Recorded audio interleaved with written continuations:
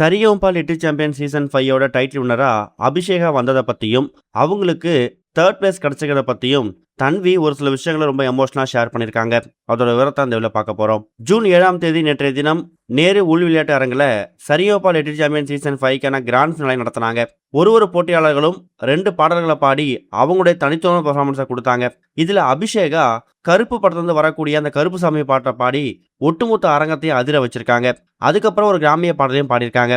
இது மூலயமா ஃபைனல்ஸில் கலந்துக்கிட்ட 6 போட்டியாளர்களை விட அபிஷேகோட பர்ஃபார்மன்ஸை ஆடியன்ஸ் ரொம்ப என்ஜாய் பண்ணியிருக்கிறதாவும், சொல்லப்போனால் மக்கள் ஓட்டு அடிப்படையில் அபிஷேகாவுக்கு அதிக வாக்குகள் கிடைச்சிருக்கிறதாவும் சொல்லி இந்த லிட்டில் சாம்பியன் சீசன் 5க்கான டைட்டில் வின்னரா அபிஷேகாவை அறிவிச்சிருக்காங்க. ரன்னர் அப்பா விஷ்ணுவர்தனும், செகண்ட் ரன்னர் அப்பா அதாவது தேர்ட் பிளேஸ்ல தன்வியும் வந்திருக்காங்க. 4, 5, 6 இந்த மாதிரி இடங்கள்ல வர்ஜா, அக்ஷித், நிருப்பம் அப்புறம் சுமன் ராஜ் இந்த மாதிரி போட்டியாளர்கள் கிடைச்சிருக்குது. சொல்லப்போனா வர்ஜா, தன்வி இந்த 2 நபர்களை யாராவது ஒருத்தவங்க தான் இந்த லிட்டில் சாம்பியன் சீசன் 5க்கான டைட்டில் வின் பண்ணுவாங்க அப்படிங்கிற மாதிரி ரசிகர்கள் ஏற்கனவே முடிவு பண்ணி வச்சிருந்தாங்க. டிக்கெட் ஃபினாலே ரவுண்டில் முதல் 4 வாரங்கள் அந்த டிக்கெட் ஃபினாலே ரவுண்டுக்கான வாய்ப்பை அபிஷேகா வாங்கல. அதுலேயும் ஒரு சில வாரங்கள் கோல்டன் பெர்ஃபார்மன்ஸ் வாங்காம அபிஷேகா சும்மா தான் உட்காந்துருந்தாங்க. கடைசி வாரம் 5வது வாரம் அவங்க ரொம்ப கை தேர்ந்து இருக்கக்கூடிய கிராமிய பாடலை கொடுத்து அவங்கள வாலண்டியரா ஃபினாலேவுக்கு புஷ் பண்றாங்களோ அப்படிங்கிற மாதிரி ஏற்கனவே அந்த நேரத்தில் எக்கச்சக்கமான விமர்சனங்கள் வந்திருந்துச்சு. இதுக்கிடையில கண்டிப்பா அபிஷேகாவுக்கு செகண்ட் பிளேஸ் அப்படின்னா தேர்ட் பிளேஸ் இது ரெண்டுத்துல ஏதாவது ஒன்று தான் கிடைக்கும் நினைச்சிட்டு இருந்தாங்க. ஆனா அங்கதான் தன்வி ஃபேன்ஸுக்கு ஒரு ஏமாற்றம் கிடைச்சிருக்கு.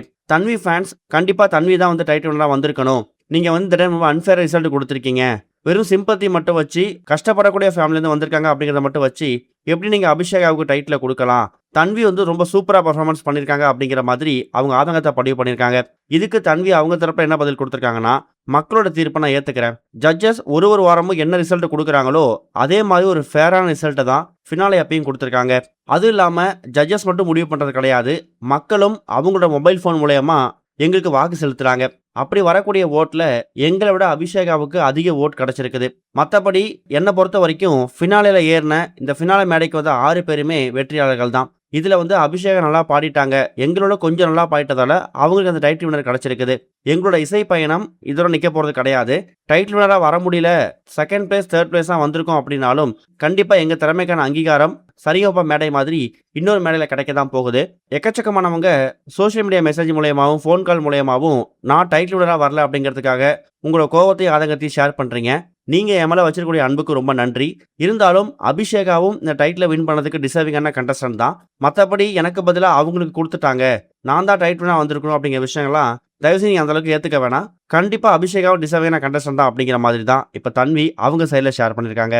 இது வரைக்கும் கனெக்டிங் டிவிக்கு சப்ஸ்கிரைப் பண்ணனா மறக்காமல் சப்ஸ்கிரைப் பண்ணிக்கங்க. உடனடி அப்டேட்ஸ் பெறுவதற்கு நோட்டிஃபிகேஷன் பெல்லையும் கிளிக் பண்ணிக்கங்க.